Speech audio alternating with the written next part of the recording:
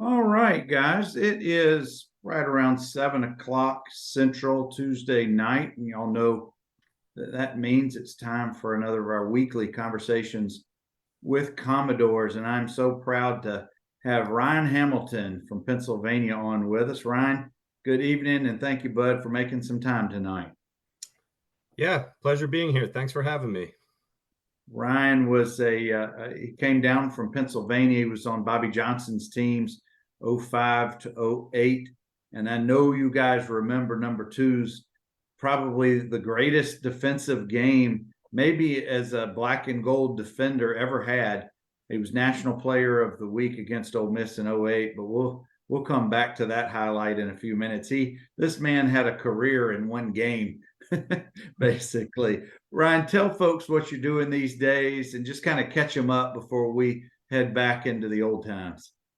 Sure. Yeah, still back up in Southeast Pennsylvania where I grew up, just north of Philadelphia.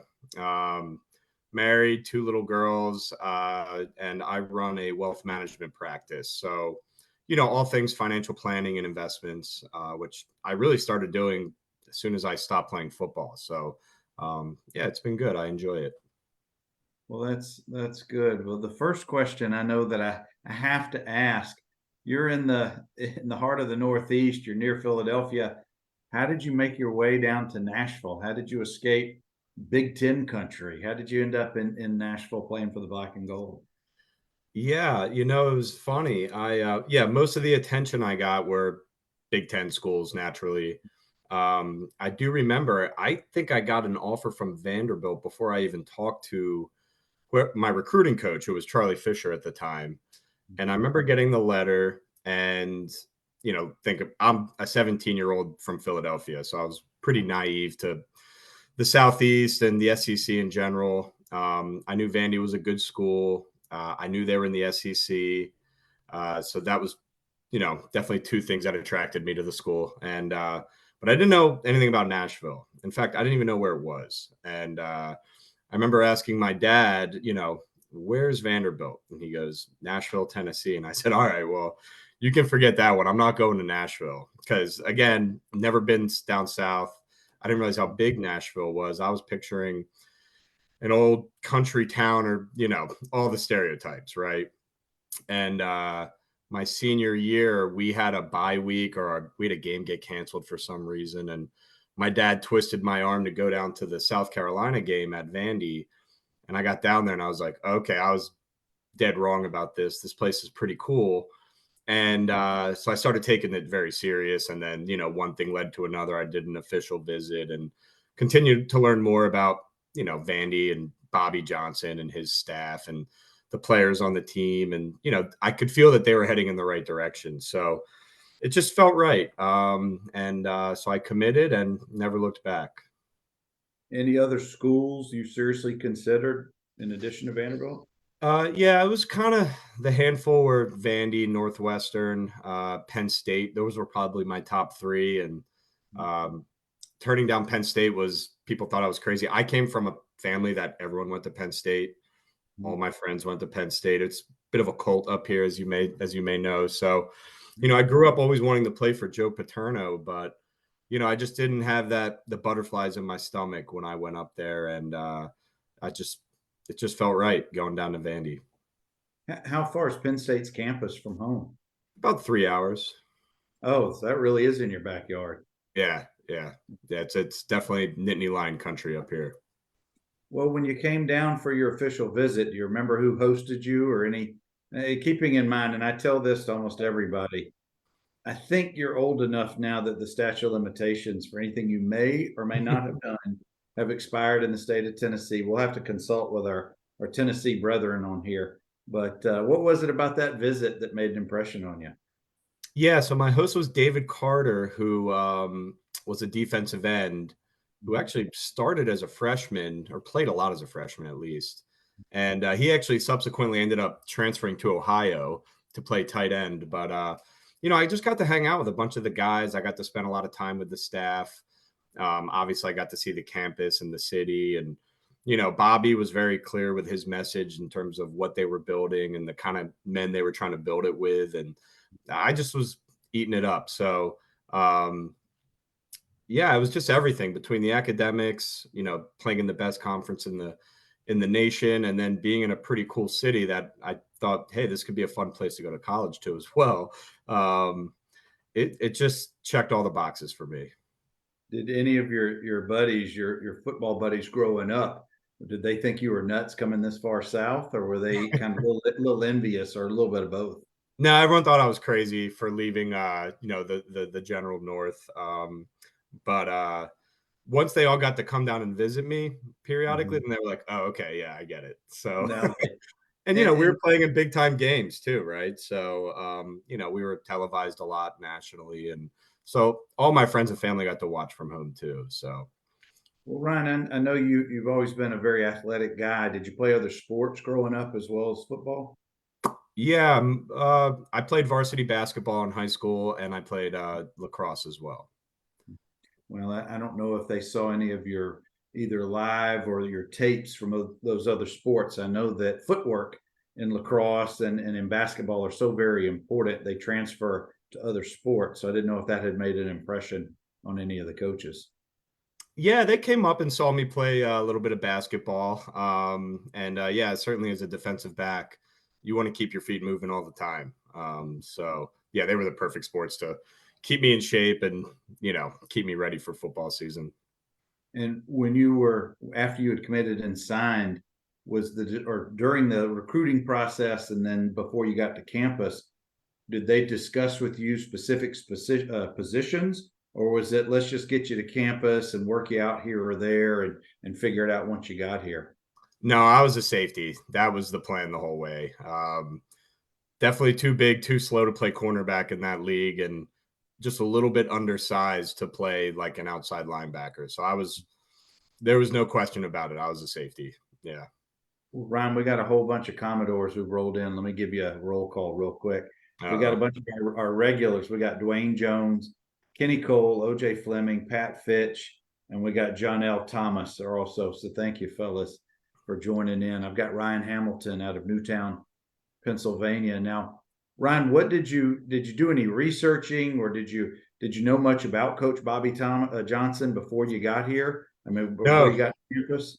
no, I didn't know a thing at first. You know, again, I knew he was at Furman. I didn't even really know much about Furman being, from where I'm from. And um, once I learned Bobby, once I learned a little bit more about him, right? I knew that he played himself. I knew he coached at Clemson, and being from Philadelphia, Brian Dawkins was and always will be my favorite football player ever. Right, the way he played, and we played the same position, and I really tried to model my game off of him, how he played. Right, just hard hitting, smart, don't make mistakes, fundamental tackler. And when Bobby coached Brian at Clemson, and he made a reference to me, and I don't know if this might have just been like a ploy, but he's like, "You remind me a lot of Brian Dawkins," and I said, "All right, well, I'll play for you then." So, You know, it was, hey, you never know, but you answered a question I frequently like to ask is, who were your sports role models? Who did you pattern your games? And if you're telling me Brian Dawkins, I mean that's one of the very best defensive players of his era, or really of any era. He was just so fundamentally sound that you just knew he was in the mix for almost every tackle that he played. he was the best. I mean, no one brought it like he did. So I grew up idolizing him, and then once Bobby made that comment to me, it was like hook, line, and sinker. So it was good, a good recruiting tactic on his part, I guess.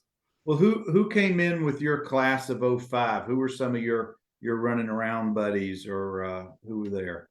Oh my gosh. Yeah, a lot of them. And I still see and talk to a lot of them today. So it was funny. My roommate, my freshman roommate, Bradley Veerling, you may remember, he was a two-time captain. Him Yeah. and I grew up 10 minutes from each other. We played at rival high schools. Mhm. And we weren't buddies in high school. We knew of each other, right? And we really met. We both visited Penn State together. And him and I committed almost in the same week. I saw it in the newspaper that he committed to Vandy, and I was like, "That's crazy! I'm going there too." Out of all the schools, it's what are the chances? So Bradley and I, we were roommates all 5 years. Um, and co-captains together. So it's just interesting that two guys from Philly ended up together But down there. that Right. really, I don't mean to interrupt you, but I didn't know, I was going to ask, I didn't know if that had any impact on your commitment, but it sounds like you guys didn't prior talk about it. You happened to see it in social or in the newspaper. Yeah, yeah. No, we didn't even have each other's numbers yet. So it Mhm. was completely coincidence. And once we found out we were both going there, we got each other's numbers through the staff and we were like, well, we got to be roommates, right? And then that was all she wrote. So Bradley's back in Philly. I still see him periodically. We still hang out, and a lot of the other guys. I mean, we had such a great class. When you talk about like some of my other roommates being like Mackenzie Adams and Alex Washington and Dalron Speed and Steven Stone. I mean, a lot of guys that contributed to the program. It's hard I can't name them all. We just had such a good class. I think a lot of good recruits, a lot of good guys, a lot of guys that helped us win a lot of games over our time together. Well, I was going to say, you guys helped. It wasn't just your class, class before, class after, helped to lay foundations for what became the bowl team and other teams Yeah. shortly after that. Um, your high school program, did you come from or was it a winning program or was it an up and coming program, or kind of describe that versus what you then were exposed to when you got to the Vanderbilt campus? Yeah, and I would agree. I mean, the class ahead of us really started to lay a lot of the groundwork, and we just kind of picked it up. And then again, as the next wave came in, we all just tried to, live by the same motto, and we were hard workers. And yeah, my high school, we were okay. I grew up in uh, probably the best, one of the best high school football leagues in PA, which they take football up here pretty serious. So there was a good chance the state champ was typically coming from our league. It was never my high school.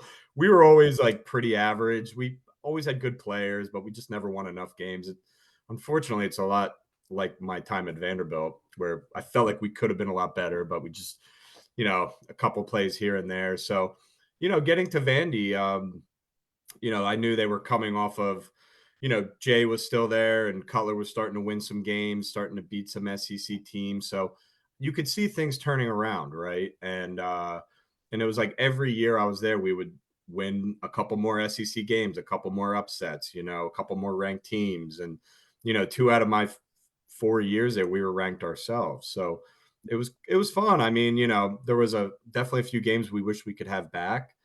I think there was like this terrible stat. I don't know why Bobby ever said it, but I think my class, we lost like 20 something games by 7 points or less during our time there. It was just so many backbreaking losses that, you know, we should have probably went to 3 or 4 bowl games, but it was like a 5-win season with a couple games that just got away from us. Right. But it was nice. We got over the hump in '08, and it was good to see kind of the wave after I left got to even take it to an even higher level, which was really fun to watch.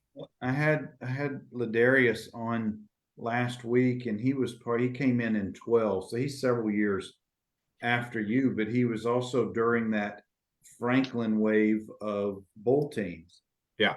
and it really was. I attribute it to your years, just with the culture change and just the way of thinking, if you will, that even though it was a different coach, and by the time you guys had graduated, it was a whole new crop of guys. It was still in Magoogan, I think. So that decade right there was a very solid one. But you're right. Your years, I remember following the team, just thinking, man, we are just so close. There are so many of these games where one or two plays here or there make all the difference, in a W versus an L. Yeah, it was tough. I mean, and yeah, Franklin, he was fortunate in the fact that he took over a team that had a lot of 3 and 4 year starters, right? Guys that Yeah, were with us, and they yeah. were good to go, and he just took them to the next level. And yeah, I mean, I think my first 3 years we were 5-win teams, and I mean, you talk about Jay's last year there. We MTSU blocks a winning field goal, right?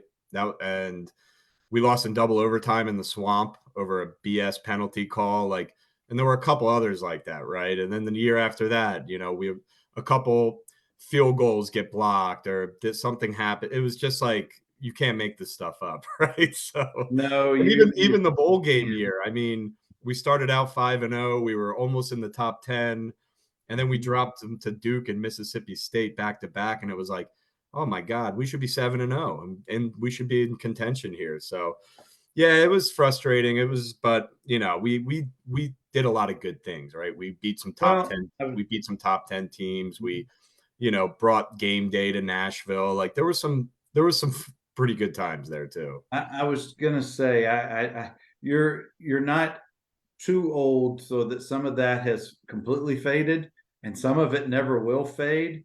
But hopefully, in due time, the Auburn College game day experience and things like that really kind of rise to the top of the mindset or the memory bank. But I want you to take us to that game. I know I'm kind of skipping around a little bit, but that was such an electric time on campus and such a memorable day. Do you have any vivid memories of that time period, that weekend, or that day? Yeah, I remember it well. That was a magical season up to that point. I mean, we had already beaten a ranked South Carolina, a ranked Ole Miss, a good Rice team, a good Miami of Ohio team. So we were 4-0. I think we were ranked 19th or something. Don't quote me, but it was somewhere around there. And Auburn was coming in. And when they announced College Game Day, we're like, no way, right? Like, this is crazy. And so it was cool. I mean, it was a night game naturally. And we were in the hotel room watching game day all day, right? That was right behind us I on was going to campus. say, you're seeing some of your classmates, some of the knuckleheads Yeah. behind Oh the yeah, I glass saw on signs with my ESPN. name on it just because they were Yeah. family and friends trying to have fun, and so that was pretty cool. And then we were like, all right, we got to live up to the moment because the year before Auburn had beaten us up pretty good, and I Mhm. certainly still had a bad taste in my mouth about that. And they had a lot of good players on that team. I think they underestimated us. And look, back then, I mean, when we were rocking, the Dudley Field, the Dud is what it used to be. That was a great environment. I mean, there was no away team takeovers. The whole stadium was black and gold. The Yeah. student section was crazy. And that game was just great. I mean, it was a defensive battle. I think we won like, was it 14-13 or so? It was Yeah. like a really close game like that. And Yeah. so we really took it to them. We out physicaled them, and they couldn't get the ball moving on us at all. And then the offense made some really good plays, and we had some big goal line stands. I mean, I remember the game pretty well because that was one it's hard to forget. Just how Well, fun that was. for us alums watching it on TV or in the stands, I can assure you it was a pretty memorable day for us too. Yeah. It really was. Guys, I've got Ryan Hamilton out of Pennsylvania. He played for Coach Bobby Johnson from '05 to '08, and we're just kind of running through some of the years in there. But I want to back up just a little bit, Ryan, and talk about the adjustment coming out of the south. I mean, northeast to the southeast. You got humidity. You've got that southern way of life. You've got a campus that's in the middle of a large metropolitan area. I know you're from near Philly, but this is different. You're now on the campus. Talk about your adjustment time. Were you homesick? Were you a fish to water? What was it like athletically, academically, socially? What was the biggest impact on you? Yeah, I mean, certainly the heat was an adjustment. I mean, it gets hot in Pennsylvania, but you don't get the humidity you guys get down there. And when you're on the turf and it's 120 degrees on the turf, I was like, oh my gosh, I'd never experienced, serious heat. So that was certainly an adjustment, but not too tough of a one. Probably the cultural aspect was the biggest change. I mean, I was a kid coming from the Northeast. I had a buzz cut and I was wearing baggy clothes and I had both ears pierced. Like I was kind of like your stereotypical Northeast Philly kind of kid. And I got down there and I was getting like clowned on by people like not the players, like the other Vandy students, like, this might not be politically correct, but they're like, what is this white guy wearing? Right. And I was like, all right, I got to throw out my jean shorts. I got to go buy khaki shorts. I got to go buy some polos. I'll grow my hair out a little bit.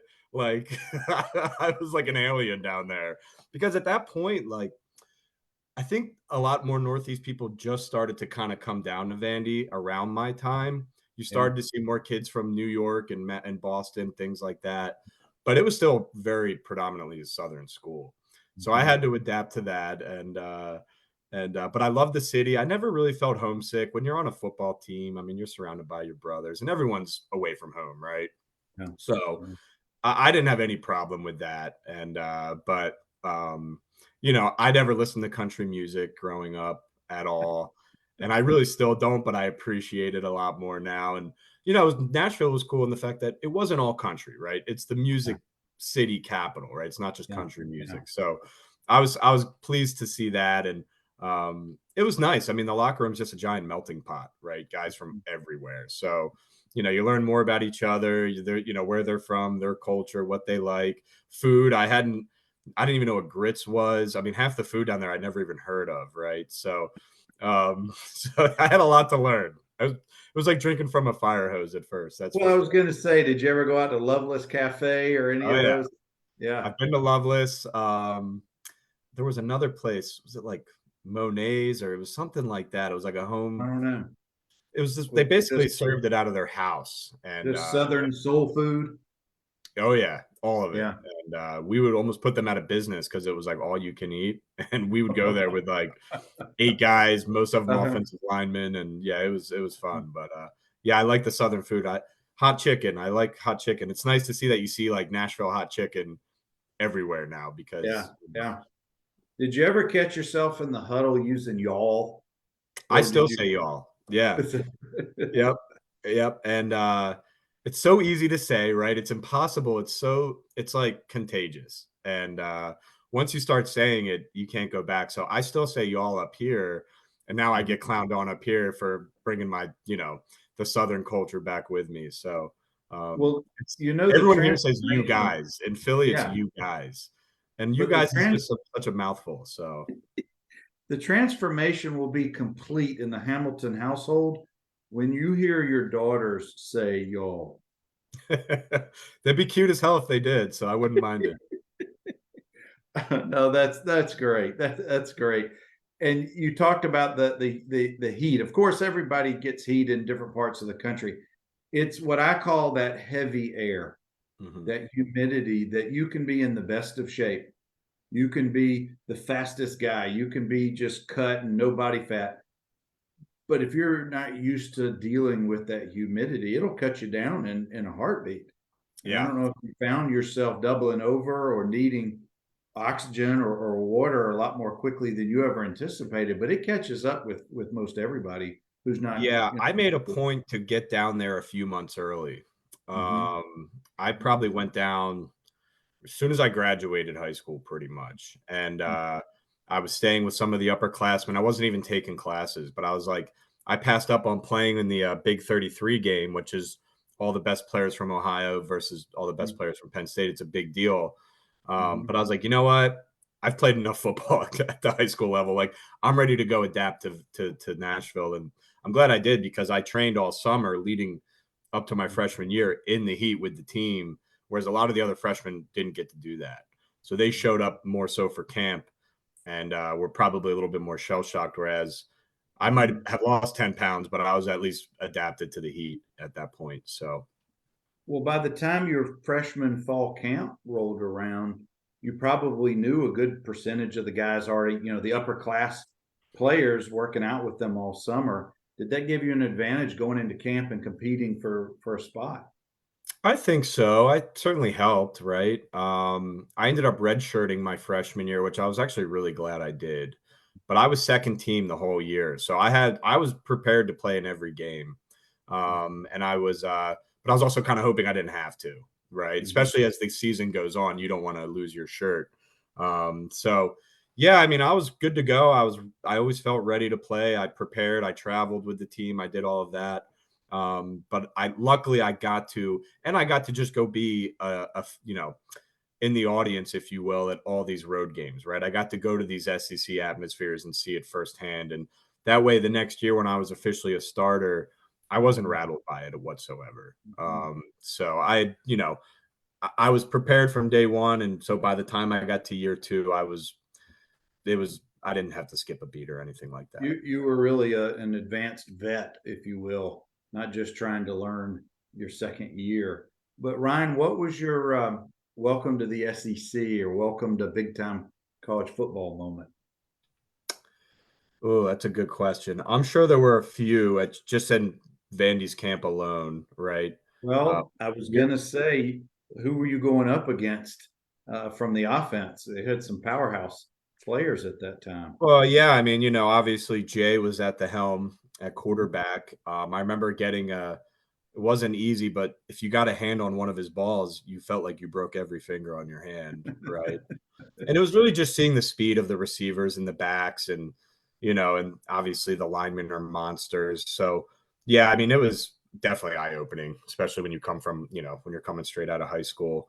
I remember my first start was in the big house at Michigan, and I had Mike Hart was the running back. He was a really good running back. Michigan had a really good team that year, which we actually almost beat them there. And I remember there were 2 plays. I made a great play and had him in the backfield, and both times he juked me. And I was like, "Holy hell, okay, like, these guys are good. Like, I gotta be better than that." So, your first game is definitely even though I redshirted, when you're finally on the field in front of 100,000 people, Yeah. I was probably a little bit tighter than I usually was, but I remember that being a pretty cool moment, though. How many family members or how many tickets did you have to secure for that game? I had a handful of family members go out for that Yeah. one. Yeah, because obviously my family's all Penn Staters. We hate Michigan, and Mhm. most of them probably hadn't been to the big house, so they were like, "Well, this is an opportunity to go into Michigan and root against them." Yeah. So they made the trip out. Yeah. No, I remember that game specifically because we had about 15 guys from my year, which was 86 and 87. We had about 15 of us. And at the time, I don't know if Dr. Derek Gregg was part of the Vanderbilt program during your years. He's now Northwestern's AD. But at that time, I believe Derek was at Eastern Michigan. So he came over and we got to see him, and he was on the sidelines for part of the game. You may not even have known who he was, but he was a former player in the 80s. Yeah, it was cool. I mean, I think that was the only Big Ten team I played while I was in school. So it was cool doing that. And I think we were winning at halftime. Like it was a good game, and they had a really good team. I mean, when you talk about they had Chad Henne and Jake Long and Mike Hard and Mario Manningham, Steve Breston. I mean, they had a lot of NFL guys on that roster. So shame we couldn't have beaten them, but it was good. I mean, you could tell like we can compete with just about anybody. Ryan, they had, if I remember correctly, when I looked at, they had 12 or 13 future NFL guys on who contributed in the NFL Yeah. on that roster. So yeah, they really really did. Well, Ryan, as you get into your sophomore year, are you finding the game slowing down a little bit for you? Are you getting more comfortable? Take us into the defensive backfield and what were your responsibilities? Yeah, the game slows down, right? I mean, you figure things out. You're not panicking. You're slowing it all down between your ears, right? You Right. knew you're physically fast enough. It's just about reacting and reading the keys and doing everything as quickly as you can. I had a really good veteran. We had a good veteran defensive back room when I got in there. So it was easy. It was just monkey see, monkey do, right? Rashard Langford was my running mate throughout my Okay. whole career. Rashard was a year ahead of me. So I got Mhm. to watch him my freshman year as I was a redshirt. That was his, redshirt freshman year as a starter, right? So him and I got to start for 3 years together. And we certainly built pretty just awesome chemistry. I mean, him and I were connected, and it got to the point where we didn't even look at each other. We knew where the other guy would be and what he'd be doing. So it was nice that him and I kind of grew up together, if you will. He was also kind of like a big brother to me. But then we had great cornerbacks. I mean, we had Josh Allen and Jared Fagan and Sean Dixon. They were the guys that were playing when I first got there. And then, my class came around, and, then we had Dalron Speed and Myron Lewis, DJ Moore, and then Casey Hayward came in a couple years later. So, I mean, those are all NFL guys, right? I So was going to say, you just listed off a bunch of Sunday fellas.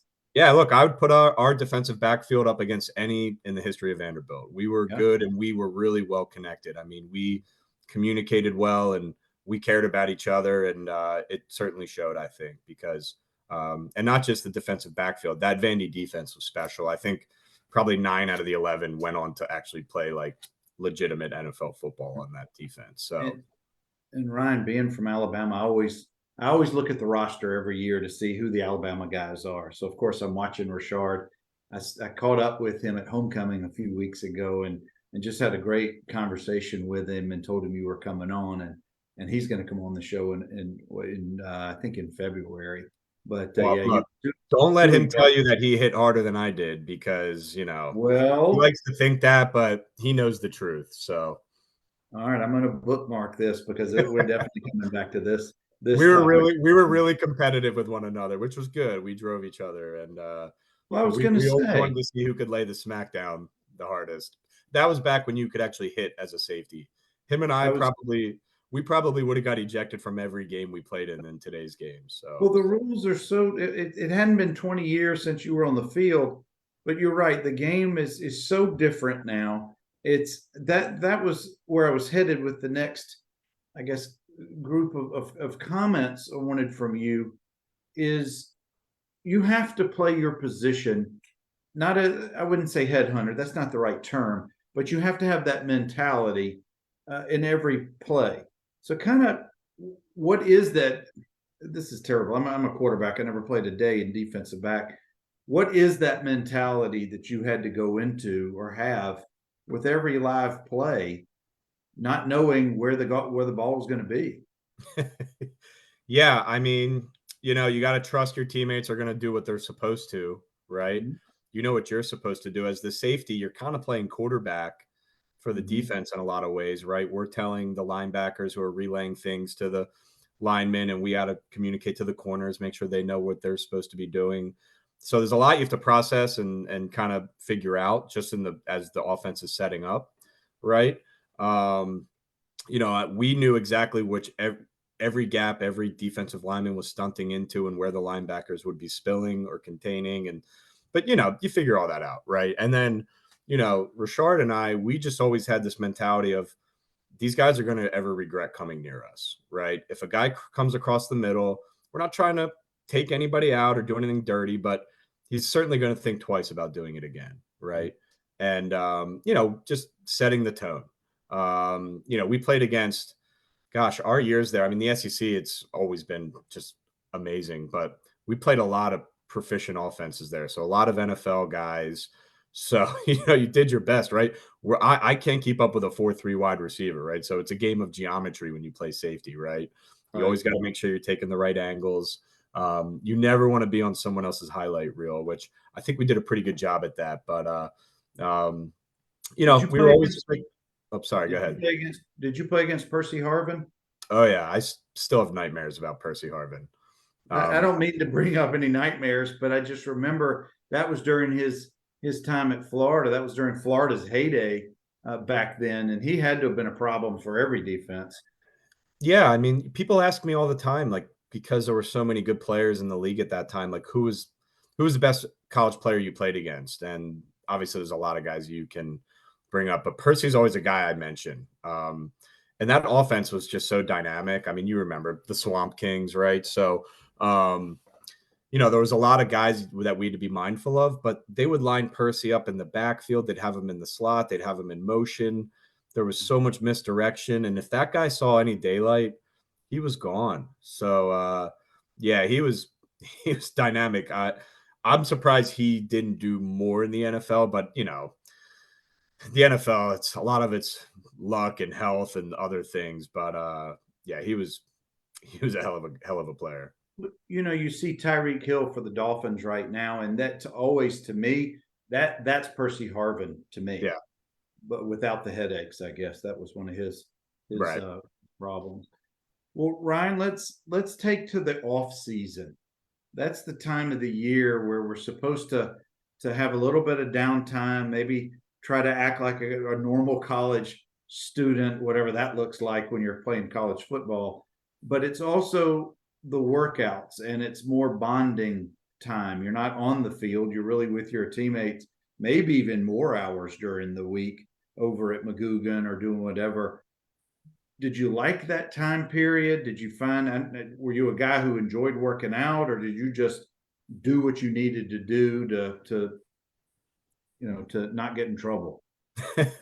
Well, I wouldn't say I stayed out of trouble, yeah, no, the off season was great. I mean, we were all a bunch of meatheads. We loved working out, right? And it was interesting because you can't really spend any time with your actual coaches, right? All your time is spent with the strength coaches who, we had Coach Sisk and his staff. They were amazing. So they did a good job pushing us. I mean, winter workouts weren't easy. They broke us off all the time, but when you start to see the gains in the weight room and in your speed and I was always a gym rat anyways. Like conditioning was my thing. Like I liked lifting, I liked being strong, I liked having muscles, but I was the guy who was always doing conditioning because I knew that I'm one of the few guys that have to play every snap of every game, right? Safeties, cornerbacks, offensive linemen. There's only a few positions that they don't rotate. Yeah. And once I played in like a 12 o'clock or 11 a.m. game in Florida and Alabama and the heat is so intense. I'm like, I got to make sure I'm like the most well-conditioned guy on the field. But yeah, off season was great. And it was fun kind of being a little bit more of an average student, if you will, where you could actually have a little bit of a social life. You didn't want to go too crazy. We still had to, we had a job to do, but yeah, we made sure we had fun when we could. Well, And getting ready for spring ball. by your junior year, where were we with the hair and the earrings and the way we dressed? Yeah, I was much preppier. It? Much preppier by my junior year. The girls were responding better to the preppier look, right? But when you went home during the breaks, I know your buddies had to have just given you just hell. Yeah, they get it though. I'm like, look, guys, I'm trying to survive down here, so I got to adapt. That's so great, guys. I got Ryan Hamilton out of Pennsylvania. He played for Coach Bobby Johnson in the early 2000s. All right, I want you to take us to '08 to Ole Miss. Some say it's either the best or second best defensive game by a single individual in Vanderbilt football history, maybe only behind Chris Gaines's 37 tackles against Tulane in '87, which I had the privilege of being on the sidelines. And Ryan, if you've ever seen a middle linebacker make every tackle of every play, it really is a remarkable feat. Yeah, 37, that's a lot. I think my highest was like 18 in a game against Tennessee. And I don't know if Chris was on staff or around the program during your years, but he's just so very important to the program as a whole.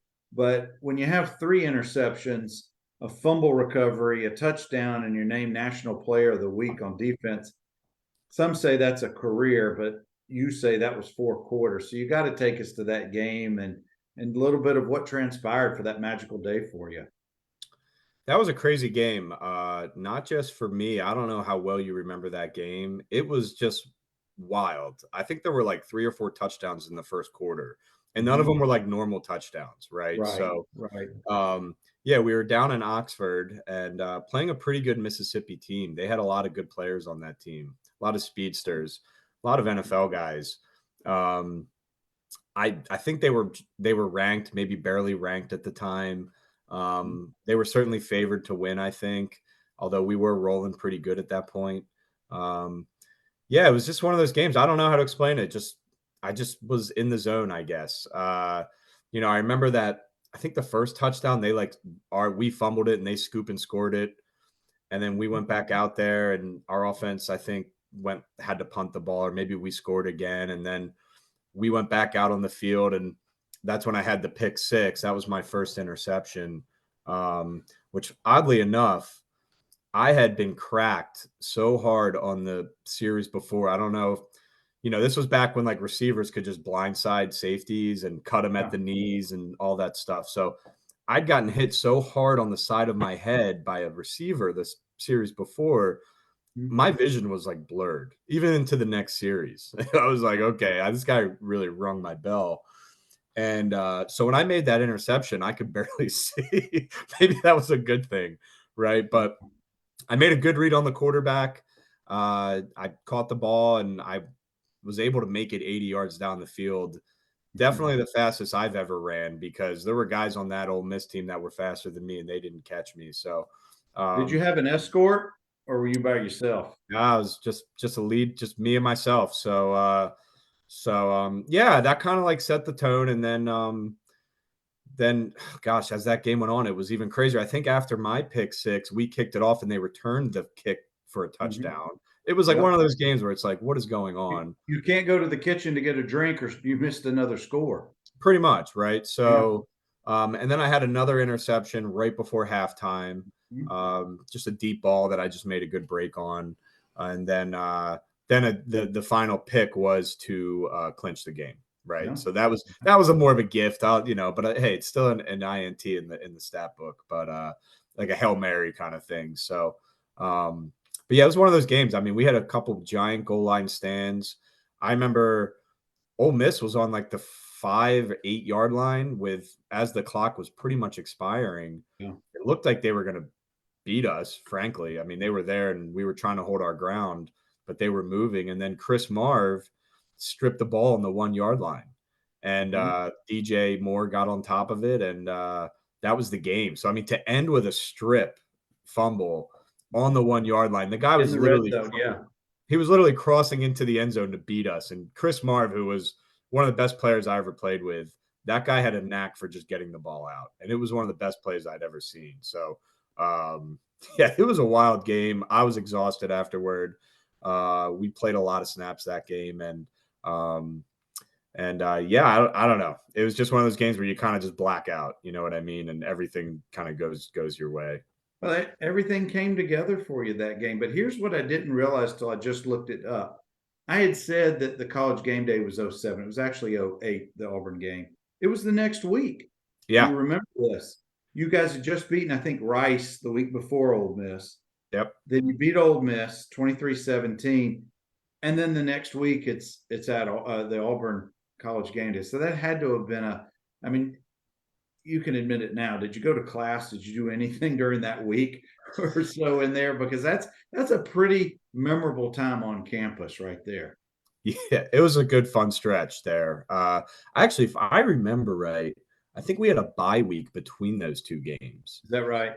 Yeah, because I think I went home actually, and just kind of just relaxed, and I don't remember when we found out game day was coming. I don't know when they announced that, but yeah, to go from Ole Miss, which was I thought would be the highlight, the high of my season, and to go right into a game day game was even better, and then to win both of them was just awesome. I think we were You just on did. the just You on good the on memory. the on the brink of being in the top Yeah. 10 after that game. All right. Which You honestly, take care of. had we been any other SEC school, we probably would have been in the top 10. Because we were 3-0 in the conference, and the two out of conference games we won were actually against legitimate teams. Yeah. So You beat Miami to open the season, beat them pretty good. Number 24, South Carolina, you beat them 24-17. Then Rice 38-21. Then Ole Miss, the game we just talked about. Then you did have a bye before playing Auburn for the college game day. Now I yep. have to ask, you go home that week. You're named the National Defensive Player of the Week. Were any of your buddies home that weekend? Or did you go to your high school's football game? I mean, come on, you're BMOC at this point. You had to have been living it up a little bit. You know what? I actually went up to Penn State to go to the Penn State Northwestern game and kind of live like an actual college kid for a weekend. So I Wow. saw a bunch of buddies and some of my family were up there. And And they're so probably yeah, like, what are you doing here? pretty much, right? So I went up there and had as much fun as I could before I had to get back to work. Oh, that's great. Guys, I got Ryan Hamilton. We're in the '05 to '08 time period with Coach Bobby Johnson. We got a bunch more Commodores who've rolled through. We got Gary Veach, we got George White, we got Ed Z, we got Ladarius Banks, Gene Keenan. You got Commodores from all different years with you tonight, Ryan. So thank you for spending some time. I want you to take us to the end of your senior year. And we all have that moment where we really have to look ourselves in the mirror and say, I think my career is coming to a close. And we like to have that control that we call our shot, so to speak. We know we're going to retire. We know we're going to just be done with their eligibility. But some guys get hurt. Some guys are told they're cut from the team. Take us to that time period for you, and what was that like for you emotionally? Yeah, it was kind of a nightmare for me. I mean, I came off a huge junior year, led the SEC in tackles for safeties. I mean, all the stats were there. And, I was really coming to my own. Frankly, going into my senior year, I felt even better. I was prepared to have a really big year. Um, I was all SEC going into my senior year, and I was named captain. So like the stars were aligned, right? All the hard work had paid off, and at that point, it was just keep doing what you're doing and don't get hurt. That's what I was told. Just don't get hurt, right? Um, so I was expecting to have a good year and hopefully be a draft pick. And unfortunately, that just is not how things went for me. So, yeah, we had I forget who we played week one. It was a AA school. And then week two, we went down to LSU, and we were in a dogfight down there. But in the first quarter, I tore my right pec. And when I say tore it, I tore it completely off the bone. So it was a bad one. And I frankly didn't know what had happened. I mean, with the adrenaline and the heat of the moment, I knew something was off. Frankly, I thought I tore my bicep because the pec coiled down into my arm. I could feel something not connected, right? I played the whole first half with the torn pec because I didn't know, didn't really hurt. Again, adrenaline's running. I was just throwing my other shoulder into everybody I could. And then once they took the shoulder pads off at halftime, the doc knew right away what it was. And then I got the MRI the next day, and they were like scheduled me for surgery the day after that. So I knew my season was over, which was tough. I mean, it was probably one of the most emotional things I've been through. Because again, to your point, like it was a freak injury. It was out of my control, and it just sucked. Right.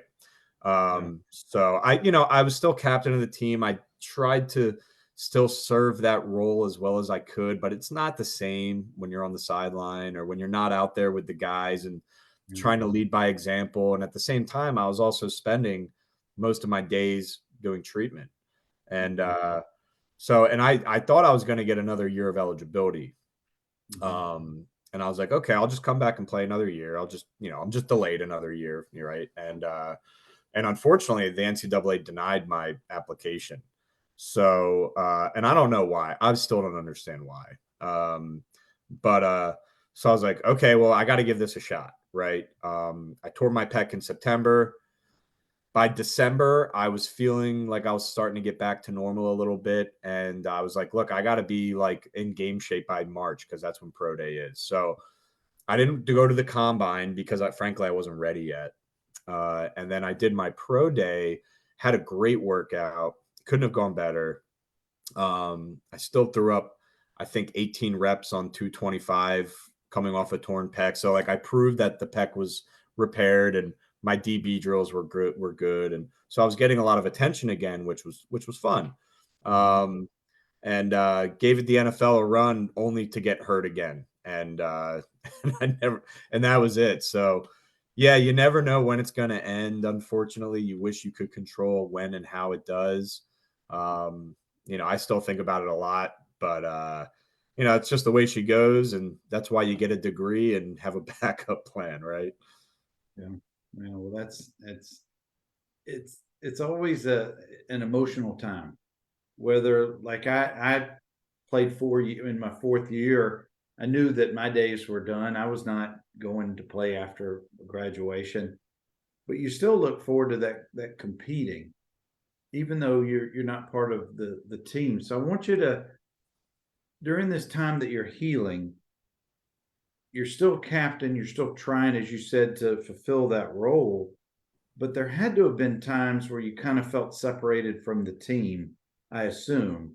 Did you go through all that emotions of just trying to be supportive, but at the same time, you're dealing with just some mental blocks here or there? And how did you get over that during that 6 months, from when you get hurt to when you're trying out in your pro day? Yeah, it was tough. I certainly felt I was in a bad place for sure, right? You try not to show it, but I mean, it's like your whole childhood dream, you feel like it just got ripped out of your hands, right? No. So, yeah, I mean, it definitely I felt isolated and it's hard to like, you know, yell at a guy or try to get in a guy's ear if you're not out there with him, right? Like it's hard to Right. be that captain slash coach if you're not out there bleeding with the guys, right? Yeah. So, I did my best to give good rah rah speech, but at the end of the day, it was there was only so much you can do, and I was going through a lot just emotionally at the time, and by the time I realized that I wasn't coming back, I'd actually already gotten into a graduate program at Vandy because I was like, I took all the tests, got into the school, I was ready to go, and then when they told me you're not coming back, I was like, oh, I got to really redirect where my focus is, right? So I didn't even have time to dwell on, that whole mess. I just had to focus on going to the Mhm. NFL and still trying to fulfill the dream, right?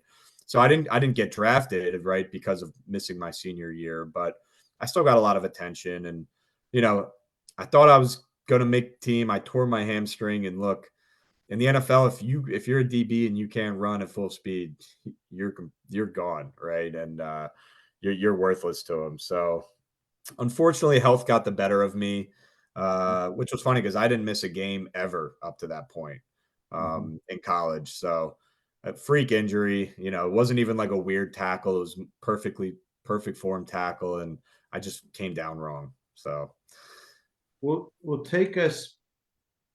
You've concluded your attempt to get into professional ball, but now it's time to pivot. We're all part of teams our whole life.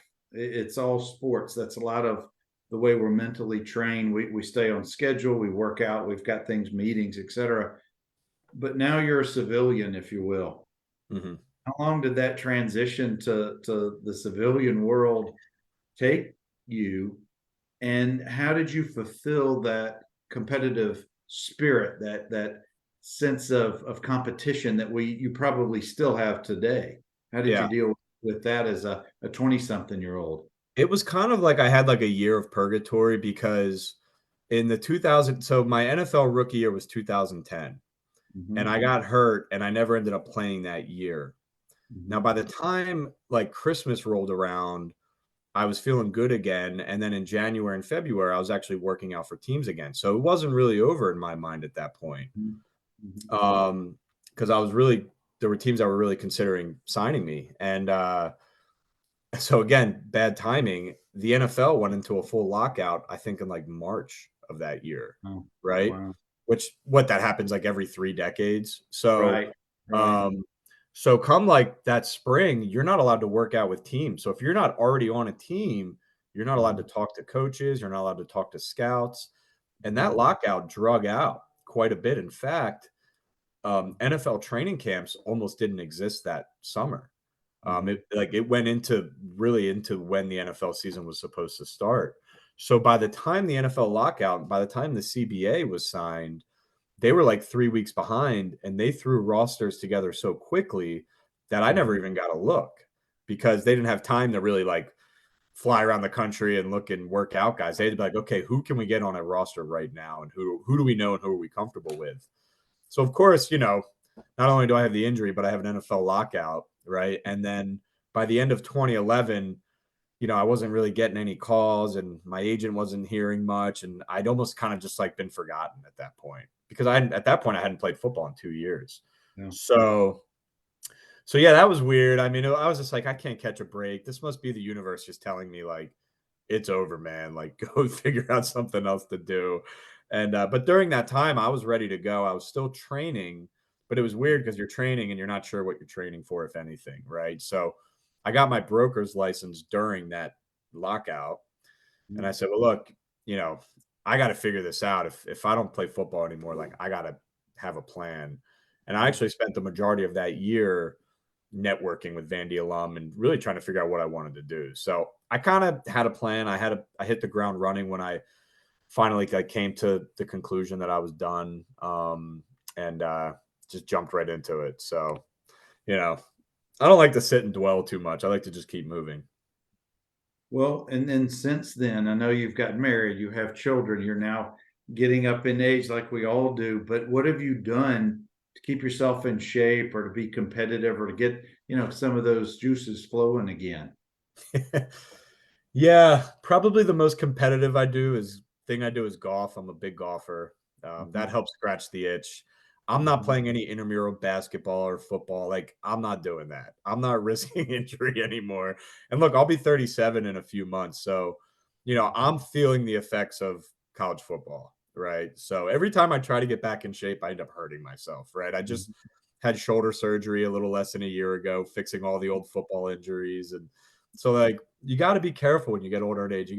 It's not really about pushing yourself too far. It's just about trying to stay somewhat healthy, as I'm sure you know. So it's, I try to keep the weight down. I try to do the cardio. I do a little bit of weightlifting, but I'm not doing CrossFit or trying to run a marathon, or I'll hurt myself. I'll hurt myself just jogging. So it's I'm still competitive. I still find ways to compete. But I'm very cautious about what I'm doing because an ACL or an Achilles or anything like that at this point is just I can't do it. Well, you sure did it during your time period for Vanderbilt. We sure admire what you did on the field and off the field. So Ryan, thank you for spending some time with us tonight. I really enjoyed your trip down memory lane and sharing it with us. Yeah, it was fun. Thanks. I hadn't talked about a lot of those things in a long time. So always good to reminisce with some fellow alum. Yeah, there was a bunch of others who rolled through. I just didn't want to interrupt you. We had T Banks, Steve Law, Kenny Cole. We had some others who came through. Ryan, it's that '05 to '09 time period to me is even more of a special time than the Franklin era, just because of what you guys were building.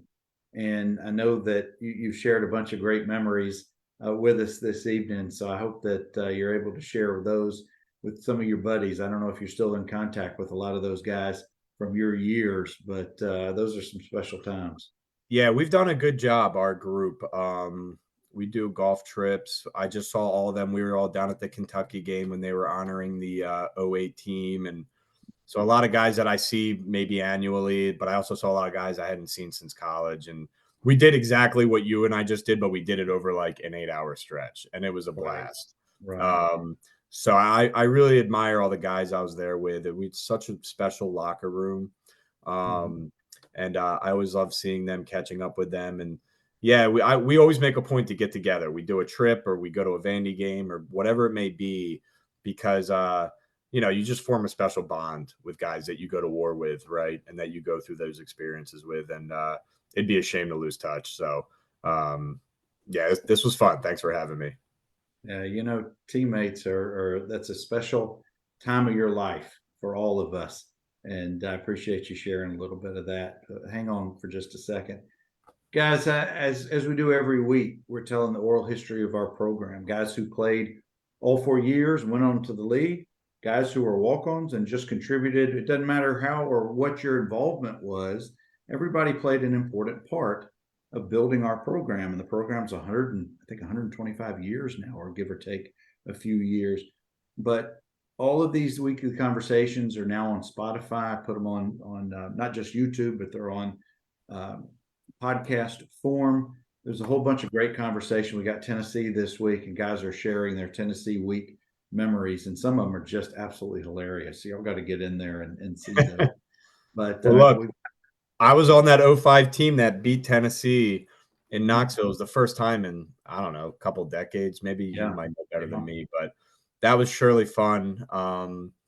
It's a shame we should have beat them a couple more times. I'll never forget my third year there. We were up 24-9 in the fourth quarter in Knoxville, and Mhm. we just let it slip away. So it was like one of those. We had a lot of games like that, but man, I Ryan, hate Tennessee. I hope the boys can do something special this weekend and upset them. it would be Ryan. My sophomore year, believe it or not, in Knoxville, we were up 28-3 at half and lost 38-36. Yeah, So I feel tough. your pain. Yeah, Yeah. yeah, Well, yeah. guys, I hope you have a safe, happy, and meaningful Thanksgiving week. and keep coming back. I've got Commodores lined up all the way into February. Some good stories yet to be told. Thanks, Bernard.